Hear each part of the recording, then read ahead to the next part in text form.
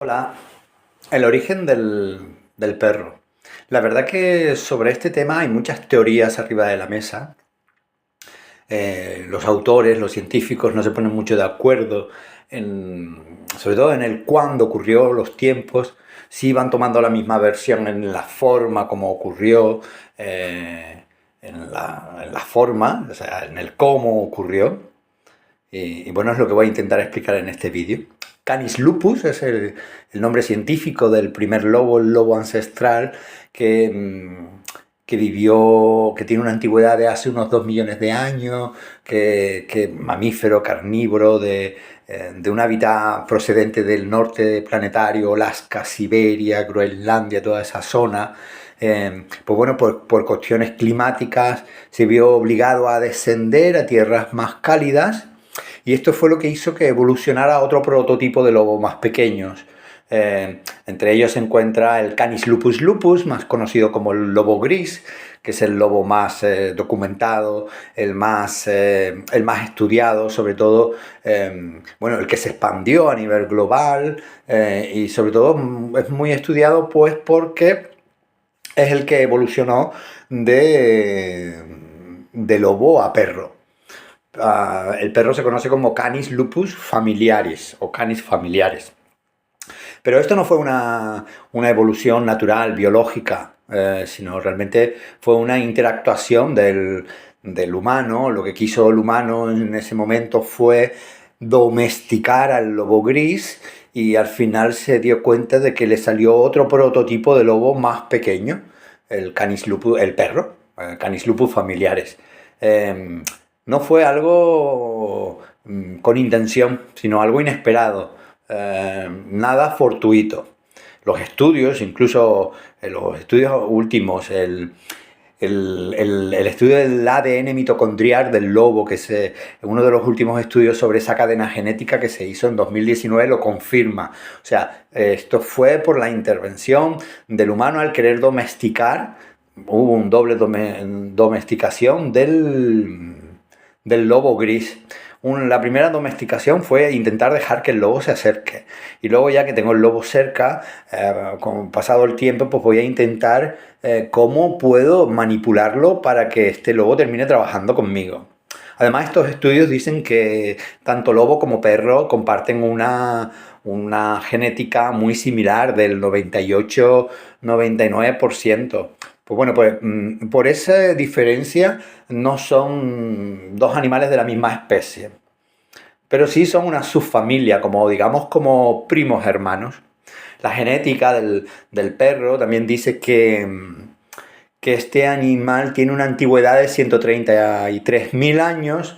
Paleontología dice que no, que unos 100.000, 80.000. La arqueología, que se lleva por los fósiles, pues te dice que no, que el primer fósil que tiene más antiguo es de unos 33.000 años, del perro domesticado. Entonces, que es lo que comenté al principio, no se ponen de acuerdo estas ramas científicas en el cuándo sucedió, en los tiempos, pero se dan un margen de unos 100.000 años, más o menos.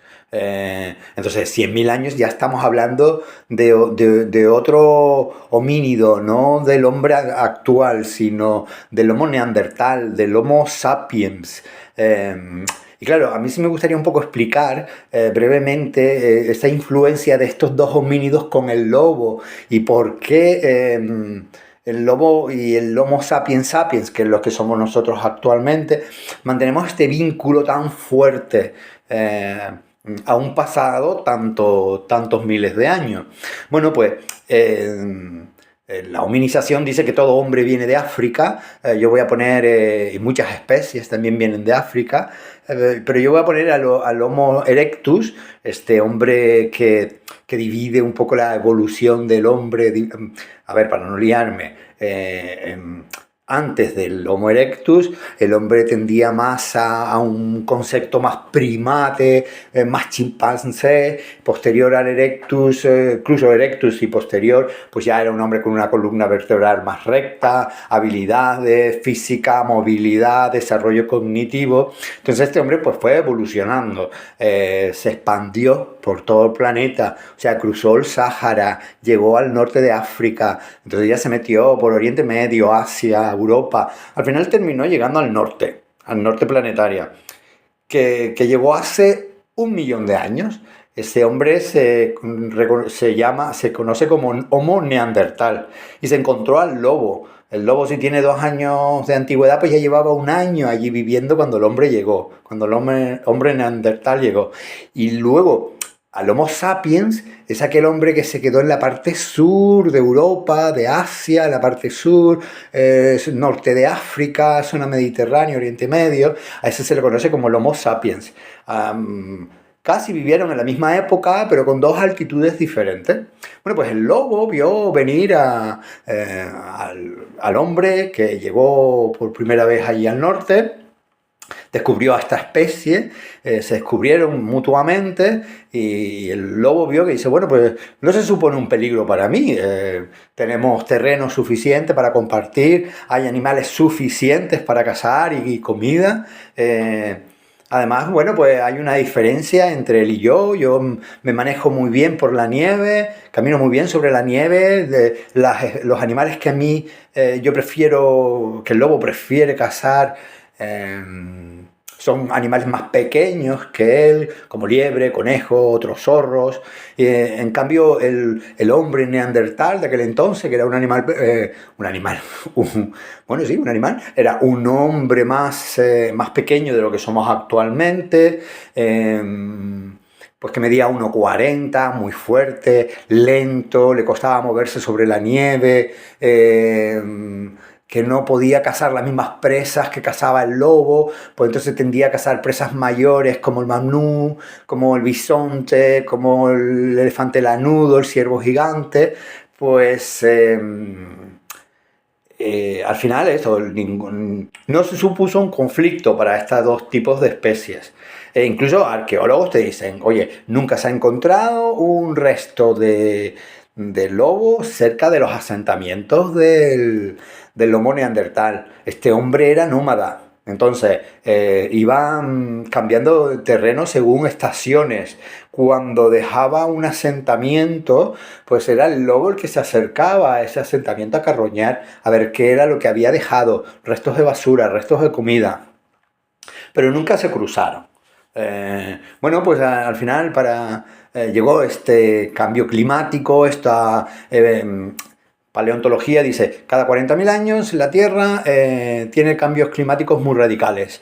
En aquel entonces eran heladas, glaciares, pues tuvieron que descender a buscar tierras más cálidas. Ahí sí empezó un problema entre el hombre y el lobo. ¿Por qué? Porque los glaciares iban cada vez siendo más grandes. Se iban haciendo más grandes, iban ocupando más terreno y el hombre y el lobo tenían menos espacio para convivir. Ya no tenían suficientes animales que cazar.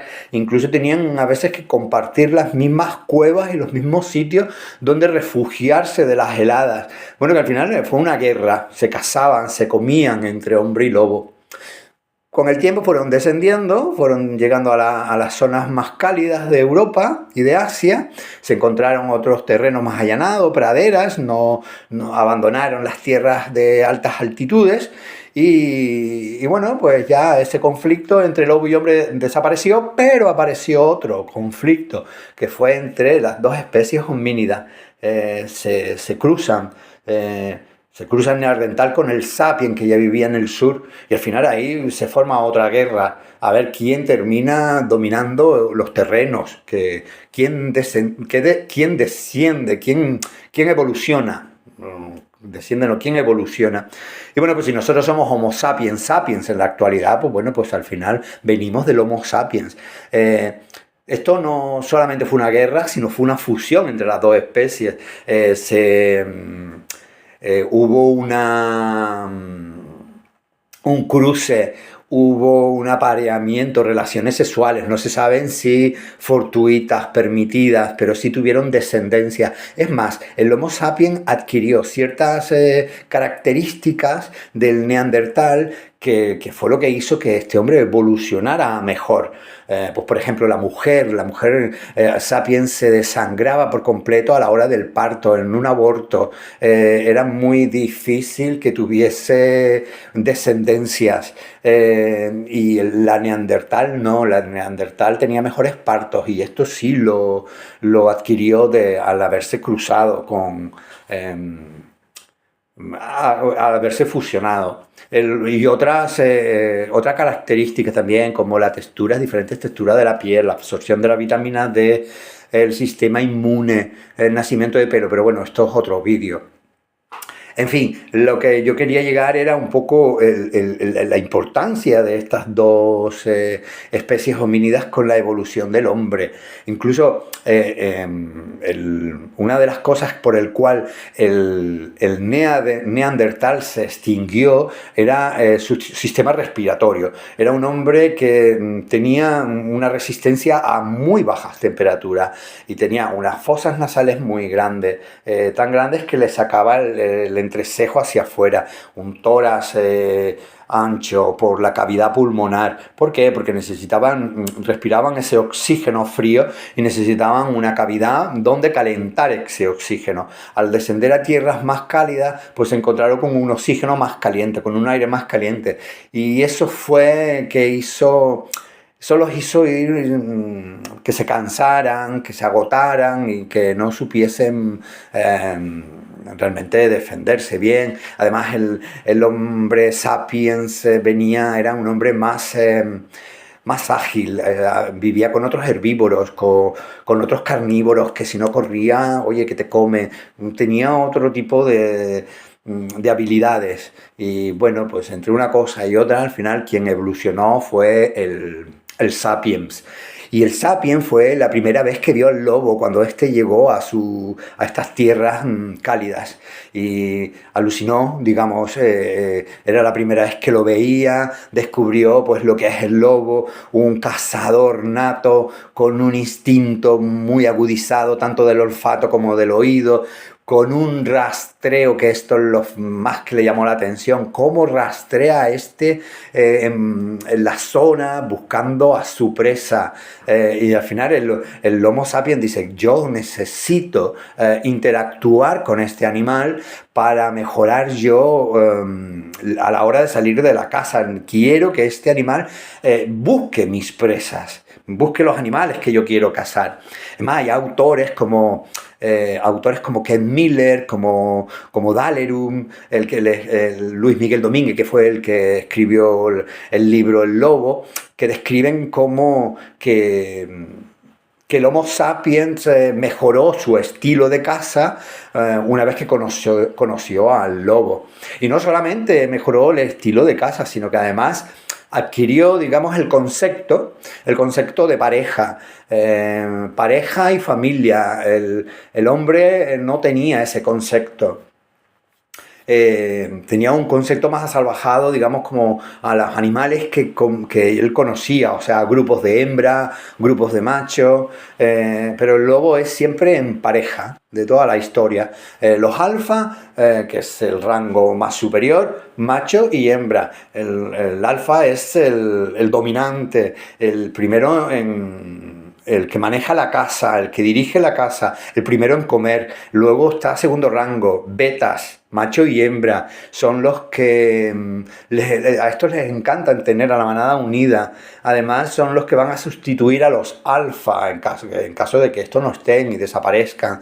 Y luego son los que defienden a los alfa de otros lobos que rango inferior. Cuando estos quieren ocupar el puesto alfa, pues bueno, tienen que rebatir primero con el beta. Luego hay un tercer rango que no me acuerdo, la verdad que no me acuerdo cómo se llama. Y los últimos son el rango más inferior son los omegas. Estos ya son más en número, pero siempre machos y hembras y siempre en parejitas. Los omegas son los grandes guerreros, los que realmente, pues los que van a cazar son dirigidos por un líder, pero son los que grandes cazan, los que después además cogen la presa y la ofrecen para que el líder, el alfa y los betas coman primero. Y si sobra comida, comen ellos. Además, se tienen que rebatir entre el omega y omega a ver quién es el primero en comer. Entre ellos. Si hay comida, pues bien. Si no hay comida, pues o toca otra vez cazar o me voy a carroñar a los alrededores, ver qué tengo para carroñar. Son grandes aglutinadores sociales, les encantan que la manada está bien unida. Además, si hay conflicto, él intenta buscar comida, ir a cazar una presa o algo para ofrecerla a los líderes y que apaciguar un poco los momentos de tensión. Y aún así son tratados como ovejas negras por los otros rangos superiores. Los omegas son los grandes guerreros. Una vida dura de ellos, estos lobos. Pues bueno, pues un poco también esto sirve para entender qué lobo fue el que se acercó más al hombre en su momento. Sobre todo, una de las cosas que influyó que el lobo se acercara al hombre era a la hora de cazar. Nuestros cazadores salían en grupo a buscar presas, tardaban días, esos días de caza eran días y semanas. Se iban en grupo y cuando cogían a una presa la abrían y le sacaban las entrañas, le sacaban órganos como corazón y como el hígado. Estos dos órganos se lo comían en situ, en caliente, se lo repartían se lo repartían en el grupo. Y las entrañas no, las entrañas las dejaban en el lugar donde habían cazado el animal. Y el animal lo que hacían después ya se lo cargaban y se iban con el animal. Pues bien, continuaban la caza o se iban a las aldeas. ¿Y qué hacía el lobo? Pues el lobo iba y se comía las entrañas. Al final el lobo pues se encontró como un nuevo recurso de comida. Es decir, si yo sigo al hombre en su casa, pues voy obteniendo nuevos recursos de comida.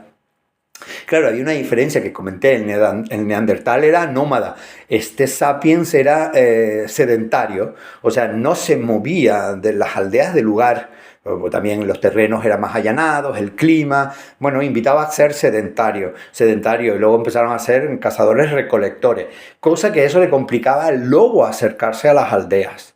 Siempre había alguien, cuando los hombres se iban de casa, ahí se quedaban las mujeres con los niños.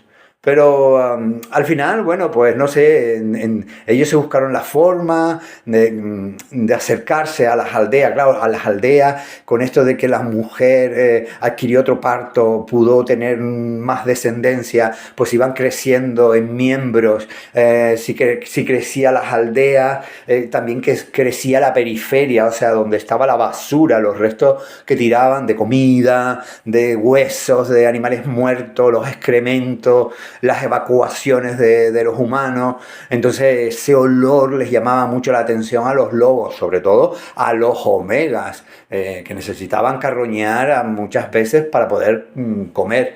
Pues bueno, pues oye, yo me acerco por la noche cuando todos estén durmiendo o cuando los hombres se vayan a cazar, que hay menos personas en las aldeas. Al final, pues bueno, sobre todo las hembras omegas, cuando estaban preñadas, que tenían unas semanas de gestación, ya no podían correr tras una presa, las que estaban en lactancia, mucho tiempo en la madriguera, porque tengo lobeznos, porque los tengo que proteger, esas hembras pues necesitaban carroñear. Y eran las que se acercaban a la periferia de las aldeas del Homo sapiens. Bueno, pues al final incluso terminaron pariendo en la zona en la zona de nadie. Pues empezó a nacer un nuevo nido de lobos con otro tipo de carácter, tal vez más manso, menos agresivo, más aventurero, menos miedo al humano. Incluso terminaron apareándose entre sí, o sea, ya no necesitaban ir a tierras de lobo salvaje para aparearse con este lobo alfa o con este lobo beta, para mantener este linaje y esta casa de la especie grande, y entonces lo que fue apareciendo tras generaciones fue un lobo pues más pequeño. Entre el carácter sumiso que tenía, el menos agresivo, pues fue lo perfecto para que este lobo se acercara a las aldeas. Sobre todo el hombre estaba muy interesado, como comento, en que el lobo se acercase pues para que les ayudase a buscar las presas, y esto le benefició al humano. Hay un estudio, claro, el humano le daba de comer.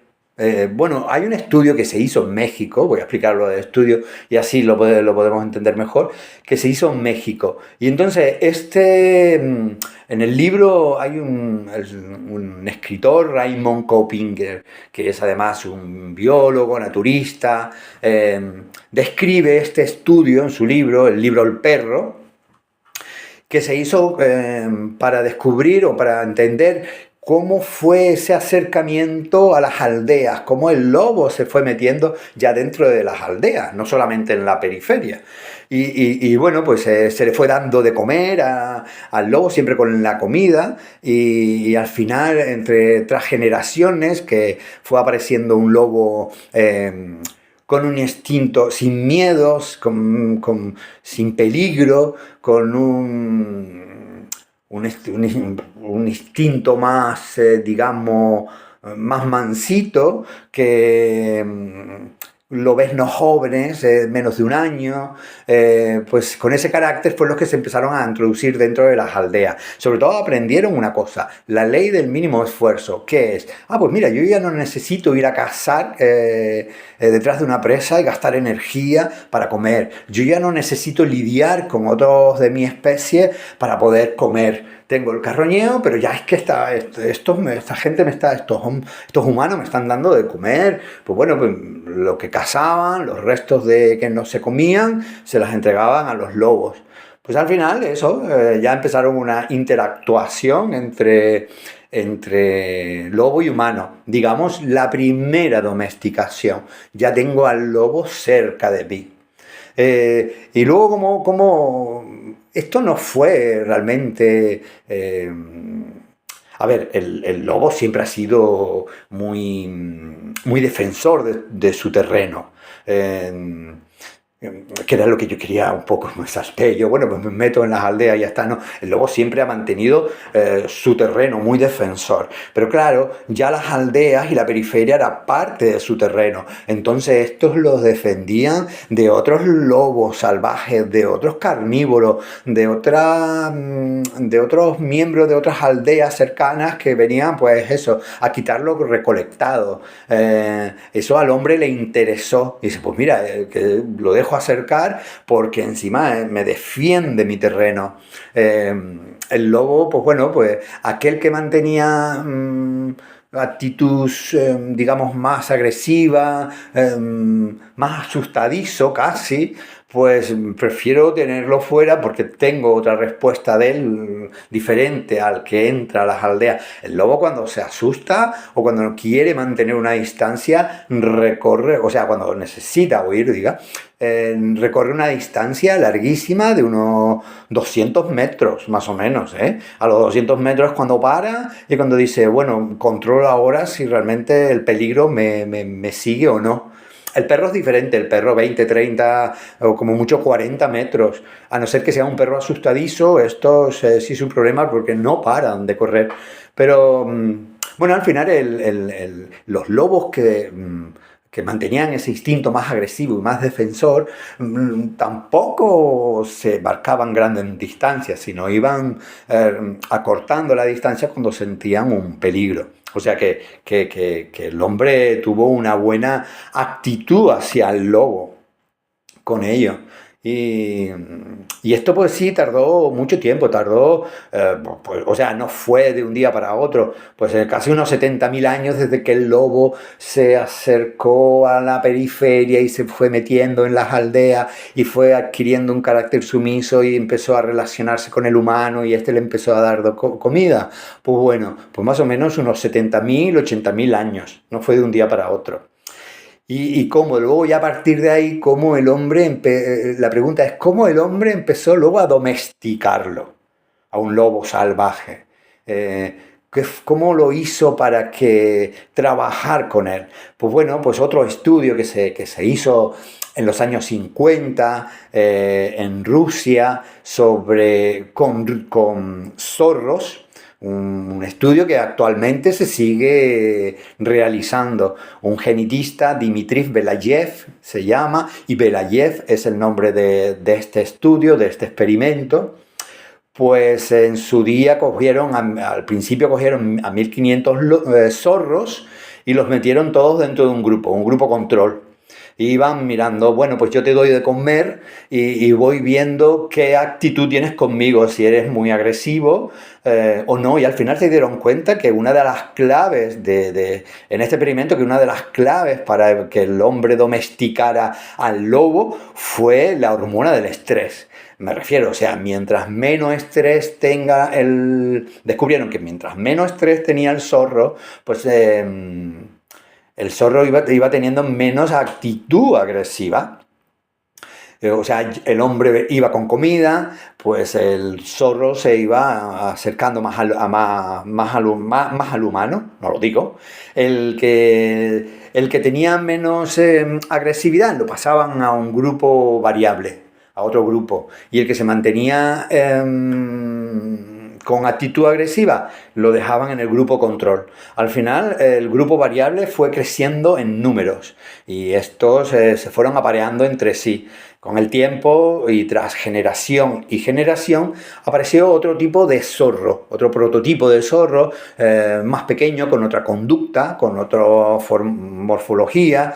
Pues se alegraban cuando aparecía el humano, claro, les traía comiditas, se movían la colita, con orejas más pequeñas, dentaduras no tan afiladas, con el pelaje iba cambiando a colores más claros, aparecieron los colores blancos. Al final, eso, la cola, el zorro y el lobo siempre la tienen caída para abajo y este ya la tenía enroscadita para arriba. Pues eso, se dieron cuenta de que apareció otro prototipo de zorro, un zorro perro, digamos, y eso pues fue lo que con ellos llegaron a la conclusión de que más o menos que fue lo que hizo el hombre.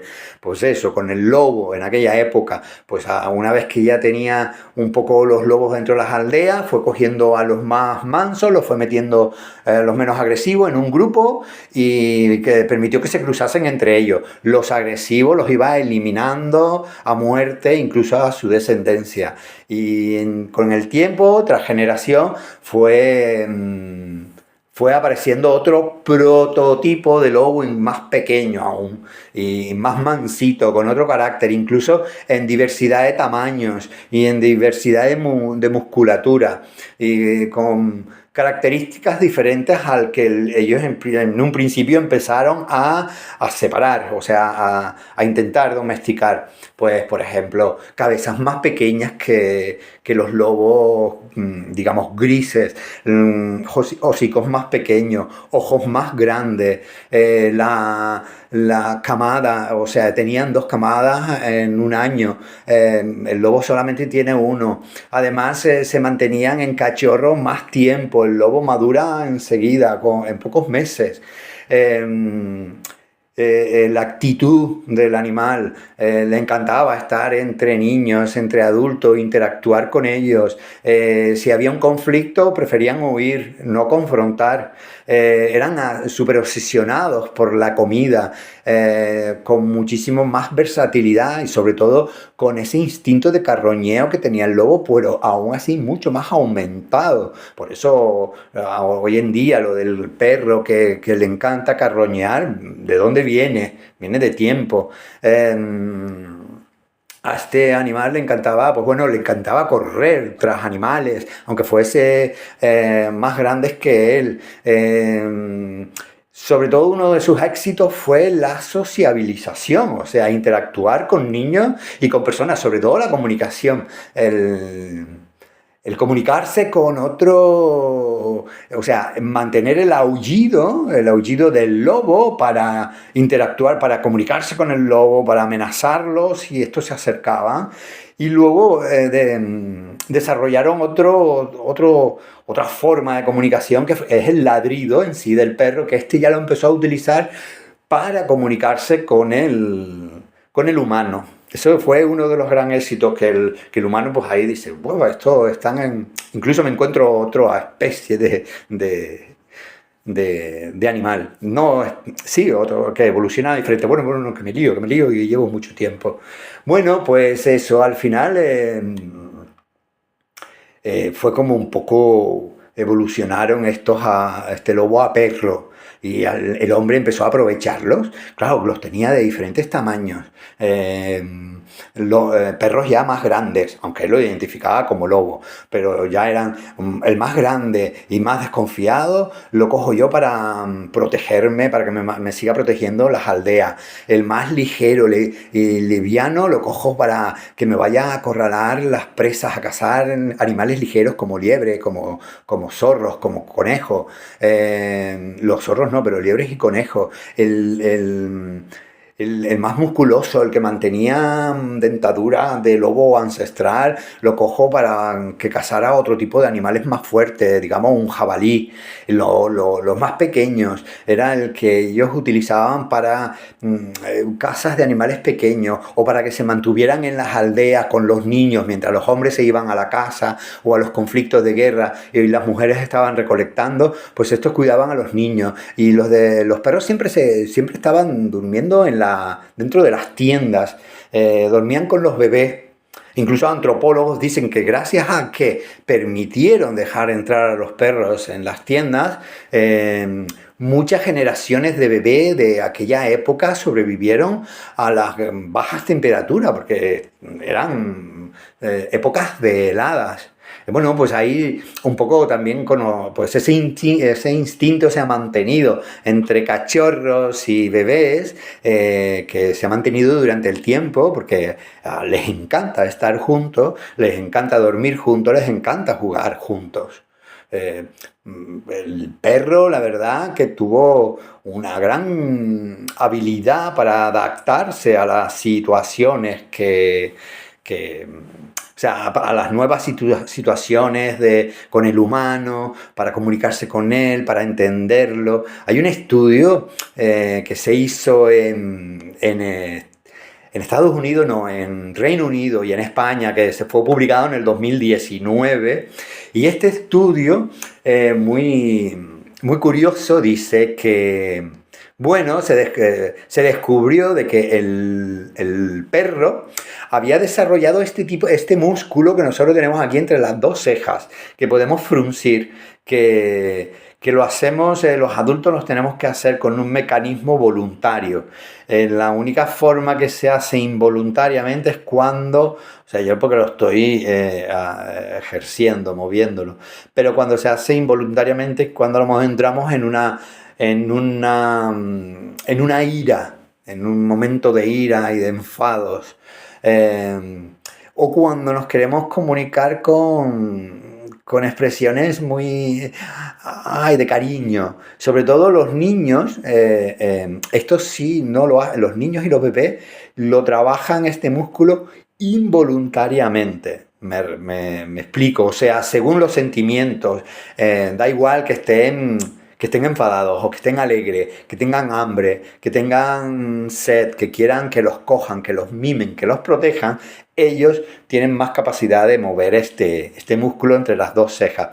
Y los perros se captaron de que eso es una comunicación entre adulto y niño, y ellos pues intentaron, me imagino que en querer esforzar ese músculo, pues al final lo desarrollaron. Los lobos no lo tienen y todavía no se ha descubierto una especie que tenga este músculo que lo puedan fruncir. Hay algunos que dicen que los primates, pero tampoco lo verifican, de que no lo hayan... O sea, el primate sí lo tiene, pero el perro lo desarrolló. El lobo, que casi meto aquí una confusión, el primate sí lo tiene, el lobo no. Y entonces pues, se supone que el perro fue el que lo desarrolló. Además, bueno, el perro desarrolló muchísimas cosas. O sea, el cerebro, la parte prefrontal, la corteza prefrontal, pues muchísimo más amplia que, sobre todo para entender la capacidad, el conocimiento de querer, qué es lo que me está diciendo el humano, pues desarrolló esta parte prefrontal. Todos los que tenemos perros, pues decimos lo mismo. Es que mi perro me entiende como nadie. Yo llego a casa de trabajar, le hablo. Bueno, no hace falta ni hablarle, solamente con la mirada. Él sabe si vengo contento, si vengo cansado, si vengo alegre, si estoy enfadado, si estoy enfermo. Solamente con la mirada, pues él me entiende perfectamente. Eso lo decimos todos los que tenemos perros. Y lo que yo quería decir era, esta capacidad de concentración, además, hay un estudio que se hizo en una academia húngara de la Universidad de Budapest con perros y con personas. Se hizo con perros y con personas, 62, 63 perros y 62, 63 personas.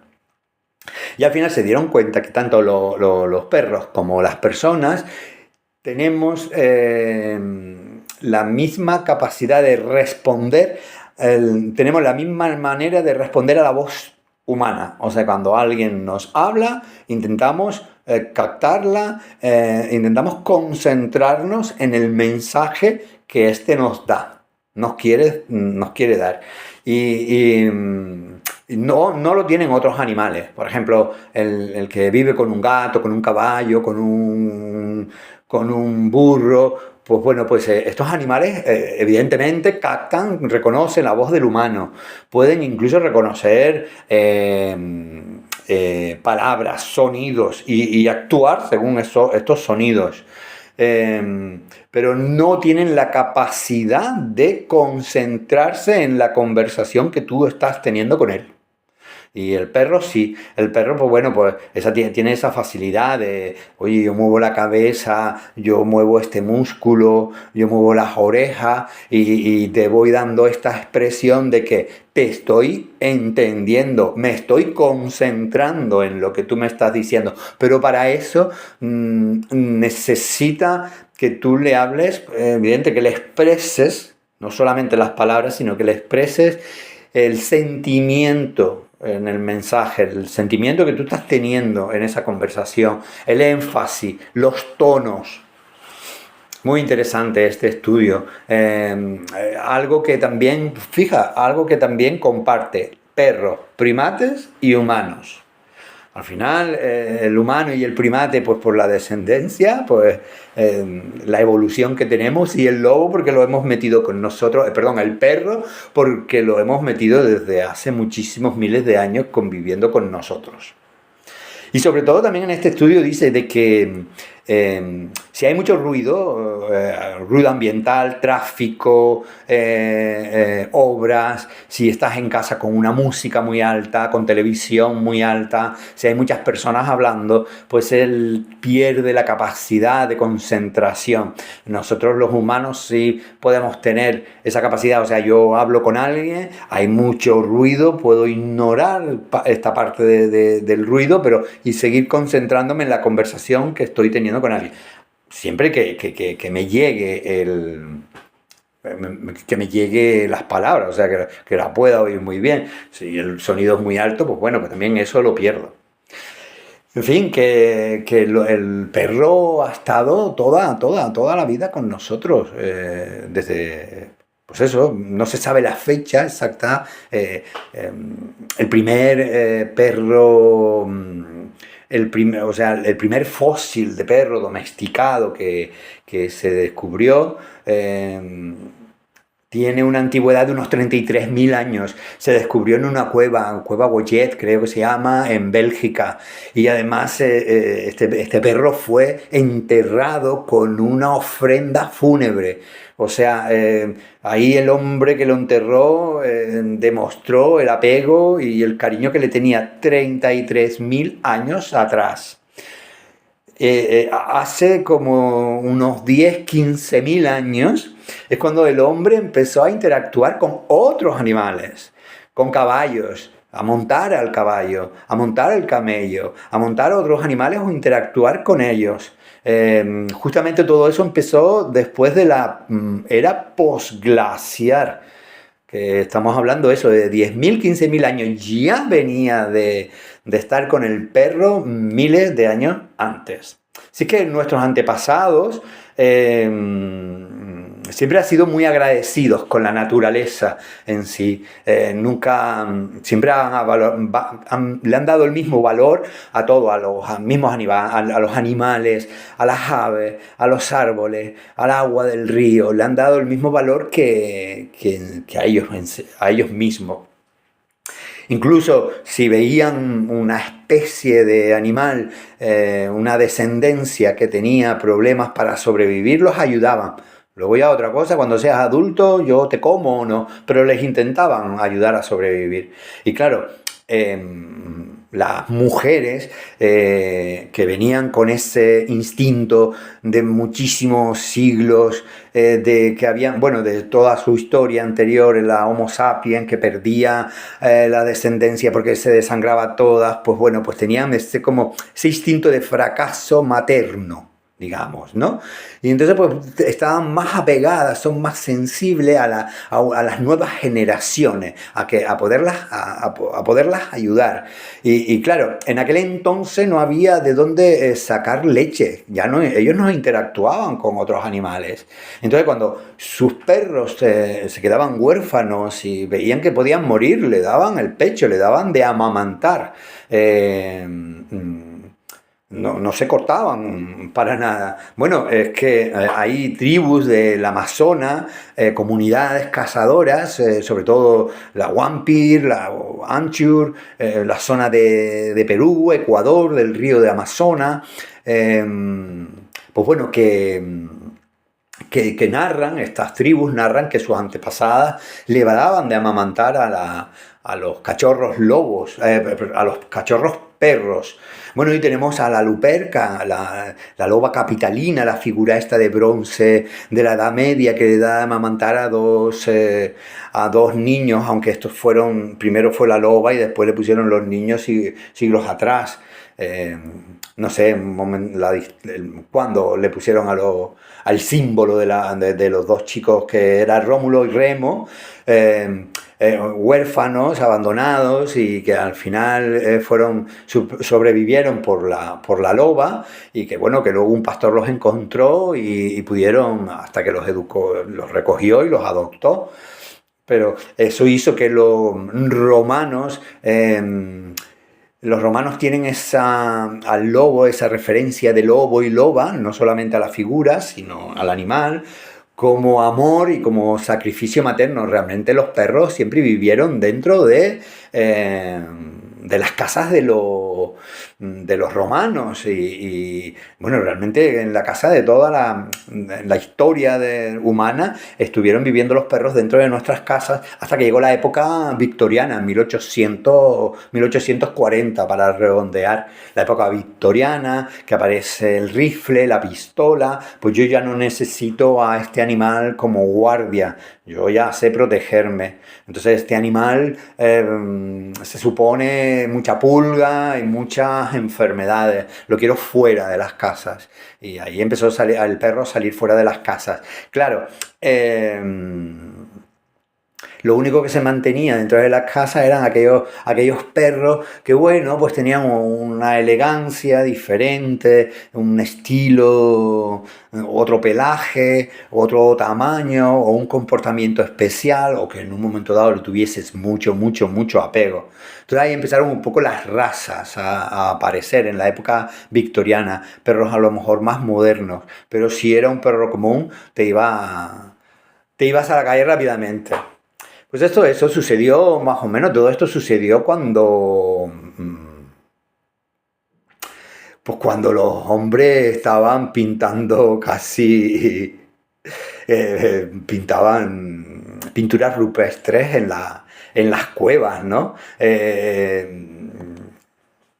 las primeras civilizaciones, no solamente la romana, sino la egipcia. La egipcia tiene al perro y al lobo en un estatus, en una jerarquía casi como dioses. Bueno, incluso dioses, porque no me acuerdo cómo se llama, la diosa Bastet o algo así, no me acuerdo el nombre, que con cabeza de gata, creo, y no me acuerdo la que tiene, o el que tiene cabeza de perro. Estos dos animales realmente están en toda la cultura egipcia, en la música, en la escritura, en la pintura, en la escultura, en todo. Grandes dioses. La esfinge, la gran felina, la que protege a las pirámides de Giza de todo mal. La gran felina. Realmente en los egipcios, en la cultura egipcia, aquel que le hiciese daño al perro y al lobo eran castigados hasta la muerte.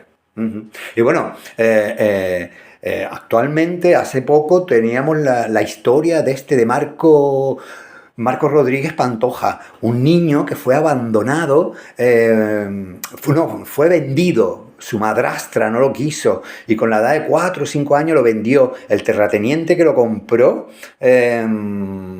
lo volvió a abandonar en Córdoba, en Andalucía, no me acuerdo en qué pueblo, ahí lo abandonó, no sé en qué zona de Córdoba.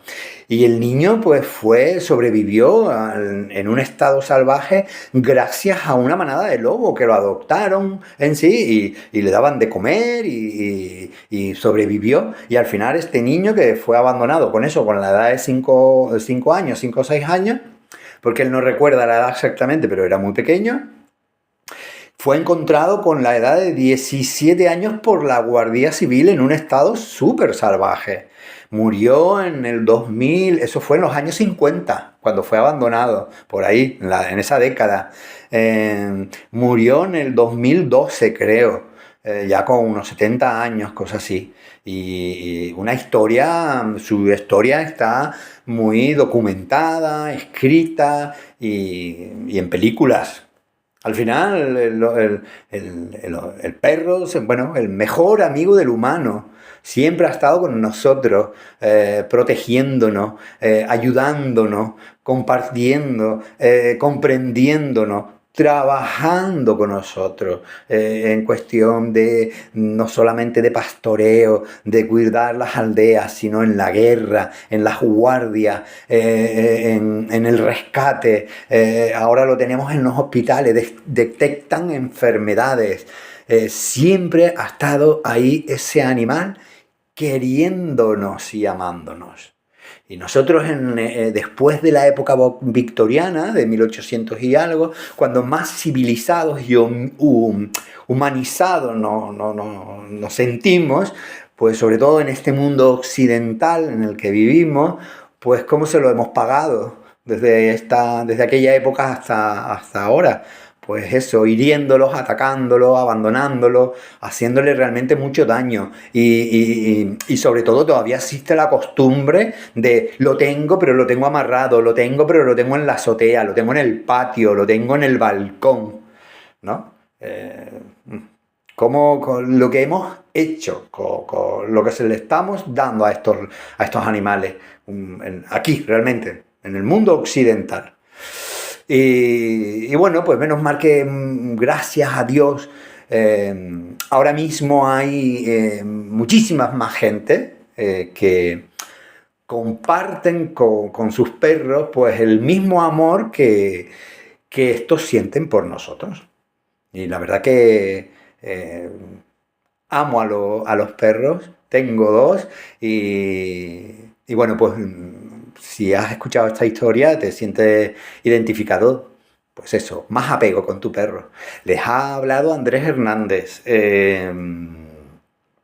Soy experto en salud integrativa de perros y gatos. Me ha gustado siempre conocer la evolución, la procedencia de estos animales y sobre todo, bueno, pues yo he querido compartir este vídeo para que entiendan un poco el porqué del comportamiento del perro, a veces muy parecido al lobo. Si este vídeo te ¿te ha gustado? Un me gusta. Si te parece interesante, compártelo en tus grupos. Y nada, 49 minutos. Madre mía, me callo. Un saludo.